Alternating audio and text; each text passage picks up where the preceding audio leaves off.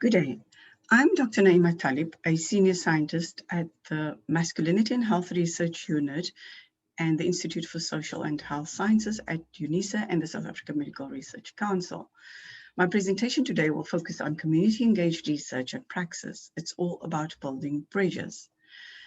As an overview, I will cover an introduction, what community engagement is, our model of community engagement, community-based participatory research, what we did, challenges we faced, and future directions, as well as provide a brief conclusion. Now, across the globe, about 250,000 people under the age of 30 are murdered annually. The South African police statistics for 2019 and 2020 financial year indicates a total of 21,325 murders, 18,635 attempted murders, and a large number of assault with intent to do grievous bodily harm. And for every person killed by violence, 30 or more become victims of violence and may require medical treatment. The homicide rate for males in South Africa is 5.8 times higher than the homicide rate for females. In addition to this, the majority of perpetrators and victims are young males between the age of 15 and 35.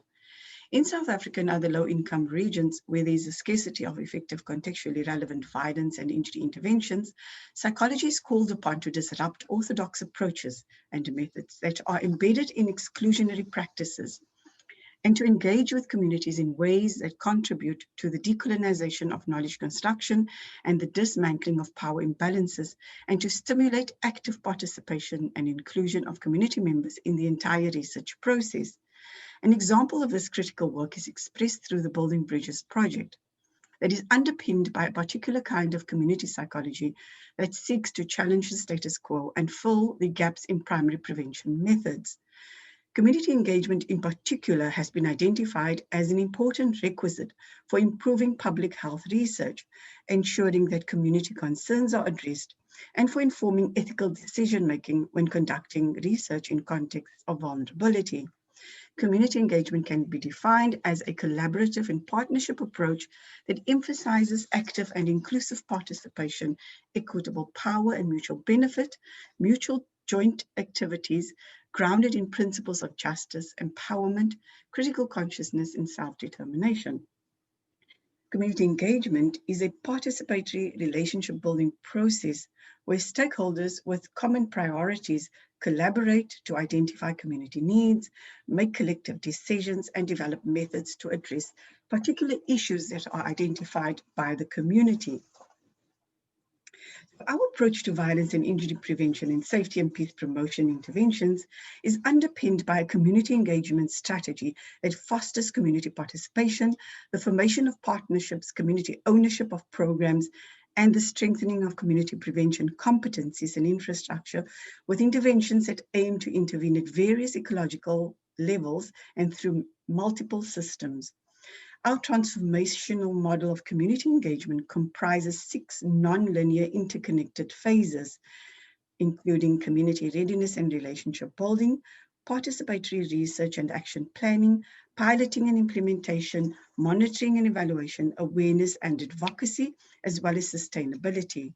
The model moves beyond symbolic engagement activities, reflecting reciprocal processes across a continuum ranging from consultation to involvement and engagement, and is underpinned by a commitment to ownership and sustainability. Excuse me. The model is grounded in the values of epistemic justice, empowerment, criticality, social justice, equity, and social transformation that inform all the community engagement phases and activities. These are further guided by 12 core community-based participatory research principles as outlined in the outer circle. And these values and principles of community-based participatory research includes a ground-up approach which recognizes indigenous and local knowledges as valid academic knowledge, equitable collaborative partnerships and power relations, a highly political social change activity that supports epistemic and social justice, it emphasizes critical reflexivity, critically engaged and liberatory approach that emphasizes praxis, pluriversality, and the value of all knowledges and worldviews, Co-learning and co-construction and co-management and co-ownership is important. Relationship building is continuous, optimal participation and joint decision-making. It regards the negotiation and transformation of institutional practices and research frameworks and structures as important. Community needs are emphasized. CBPR also adopts a critical and reflexive lens to comprehend and value subaltern voices and promotes action research, asset-based approach, capacity building, social transformation, community building, and sustainability. These are just pictures of our community engagement activities in the different communities. But for the Building Bridges program, our context is the Strand area in the Western Cape, in particular 3 communities, Irigeval, Rustov, and Nomzamo. Irigeval and Rustov extends over a relatively small geographical area, with half of the households living in formal dwellings and the other half in informal backyard dwellings. The primary language of the residents in these communities is Afrikaans, whereas Nomzamo is quite a large community, which has expanded very rapidly over the last 10 years. And there are about 60,520 people who live in Nomzamo. The majority of residents live in informal dwellings, about 63.2%, and a percentage of about 36.8% live in informal settlements. The community predominantly speaks isiXhosa. So all of these communities are low-income communities. The lack of adequate community infrastructure has been linked to unsafety in these communities, which includes lack of lighting, rundown streets, garbage dumps, and generally a lack of safe spaces for extramural activities, particularly for young people. And then on the right-hand side are a picture of our community team, the Building Bridges team. The Building Bridges team comprises 9 members of the local community, some of whom have been part of this project since its inception. The members who left the team or left because of better opportunities. For example, 2 team members studied teaching and a third one studied early childhood development. And the 2 are now teachers at the local schools and the other one at an ECD center. However, they remain in contact with the team on a regular basis. And another one of our team members relocated to a rural area where they also do parts of the program in those communities. But the team itself has expanded because of the other people who left. We still have some of our mentors who were part of the program, then joined the team. What did we do in terms of developing the program? As outlined in our community engagement model, we conducted all the phases, and we are currently at the sustainability phase. So initially in the community readiness and relationship building phase, we conducted contextual scoping, building of trust, assessing community engagement and participation readiness, establishing research relevance, and establishing community structures. And this was followed by a participatory research and action planning process, which comprised community asset mapping workshops with community members and with service providers, and 2 action planning workshops. So each of these workshops build on the other until the action planning workshop phase, where the community members collectively developed the focus of the Building Bridges intervention, which emerged. The intervention was then piloted through a participatory evaluation process, which was also done by the community research team members. And then as a constructive and positive approach to community challenges, community asset mapping foregrounded what communities have. In other words, the assets, the resources and knowledges, viewing community members as experts of their own context, and provided a safe space for the exploration and pursuit of people's own interests, and explored ways to mobilize identified assets to address the felt challenges. Within the community asset mapping method, communities were valued as co-producers of knowledge and were therefore centrally involved in the research process with the aim to identify and own the change activities that engendered transformation within the community. So then the Building Bridges NPO was established as a sustainability mechanism and an outcome of this whole process. The objectives of the Building Bridges program was to promote positive forms of masculinity, non-violence, peace and safety by mobilizing community assets to promote pro-social values that support peace and safety, to change harmful beliefs and practices that lead to violence through knowledge and skills development, provide a supportive mentoring relationship for young males and females. And the program is underpinned by a multi-theoretical change model, which comprises critical theory, ecological system theory, knowledge, attitude, behavior theory, the values in relation to change, education models, and then experiential learning theory. So all of these provide a holistic framework that moves from the narrow fixing of a single problem to a multi-level focus of dealing with violence through an ecological lens, with critical engagement of issues such as violence and masculinity, power and oppression, gender, historical issues, contextual issues, and societal factors that have a bearing on young people and violence.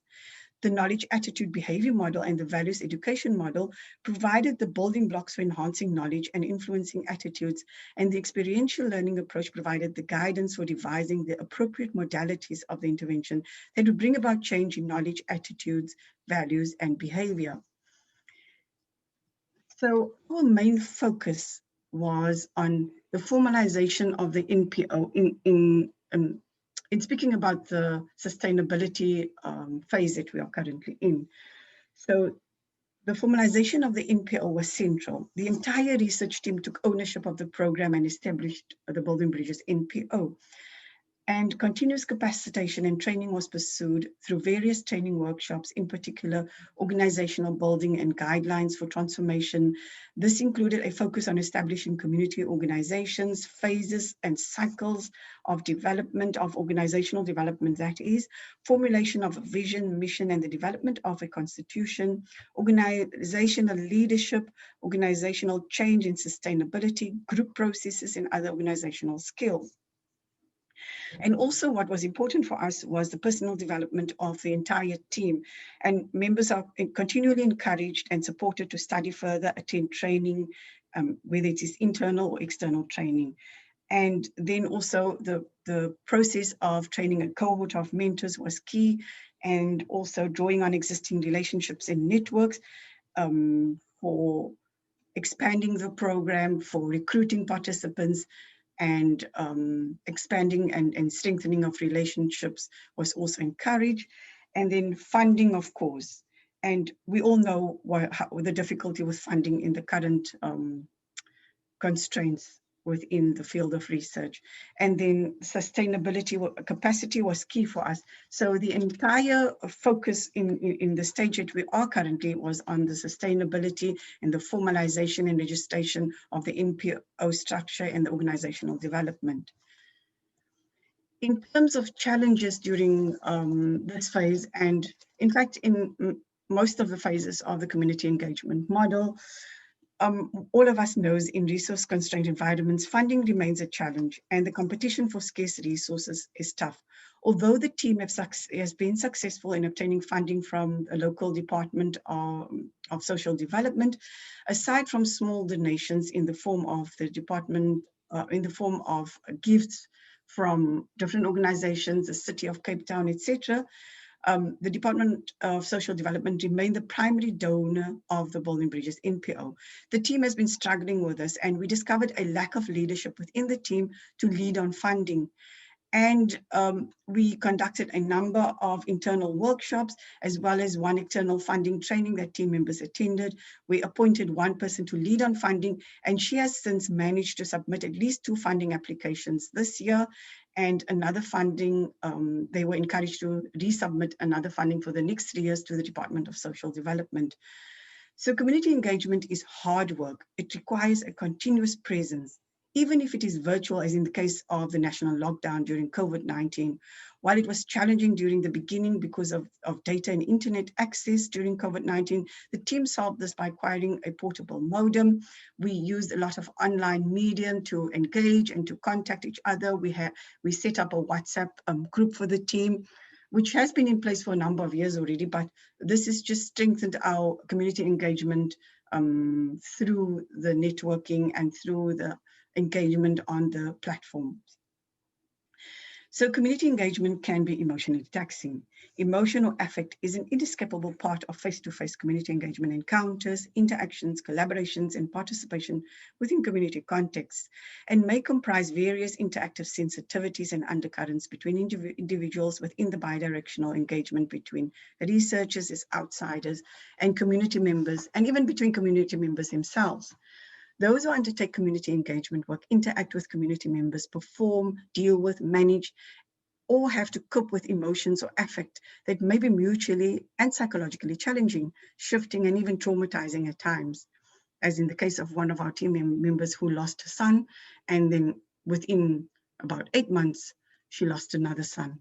It is in this context of working directly with people that community engaged researchers are required to perform emotional labor. So for us, continuous critical reflexivity by all involved in the process of community engagement is critical. As Keat pointed out, historically anchored, unexamined power relations render authentic engagement impossible. In the Building Bridges project, we have a weekly check-in process where everyone is asked to state their name, how they feel, and how their week was. This affective space provides everyone a safe space to deal with any issues or challenges that have emerged within the program, the group, or even their personal lives. And any conflict that emerges is also dealt with within the safe space.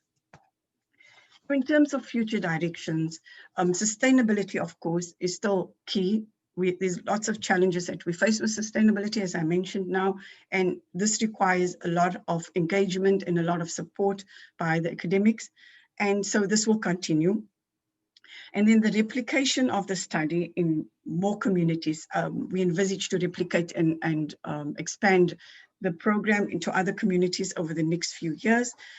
And then what is important is the continuous nurturing of community engaged relationship building.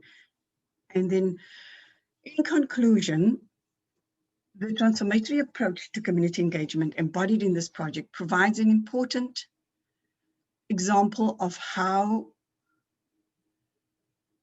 to engage with and address concerns central to the lived reality of local communities.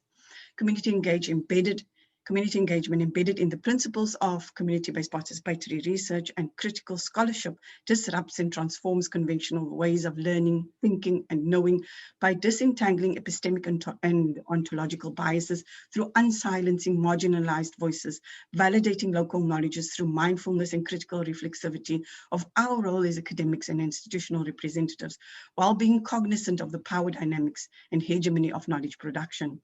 This approach affirms that community members are not only understood as key resources and social actors in the research process, but are equal co-producers and partners, co-producers of knowledge and research outputs that can lead to just social transformation. Thank you.